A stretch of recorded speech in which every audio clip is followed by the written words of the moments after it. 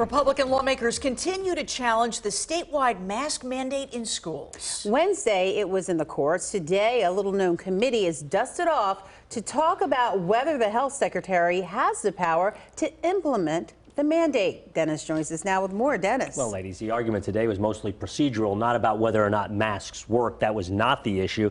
It centered on the question, is the mandate a rule or a regulation? That might sound silly, but if it's a regulation, it must go through a specific process and allow for community input, which this mask mandate did not. It was just enacted.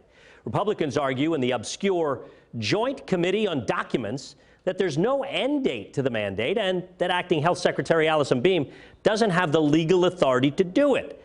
The committee, which consists mostly of state officials appointed by Governor Wolf, voted against the GOP, said the mask mandate does not have to follow a rule of a regulation and can stay in place. Republicans aren't happy about that.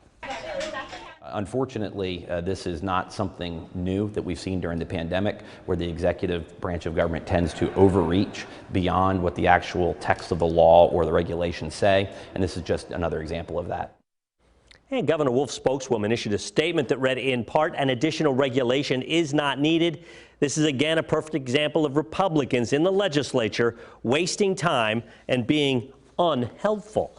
The health department also argued that the mask mandate is recommended by the CDC. Now, Valerie and Alicia, this is another case that is likely headed for Commonwealth Court. And the more these things drag out in court, the longer we go that the pandemic may end before they come up with a final decision on whether it was legal or not legal, making it, at that point, a moot question. I just like hearing the pandemic will end. Yeah, well, that will be a good thing. Fingers crossed, your lips to God's ears. Light at the end of that tunnel.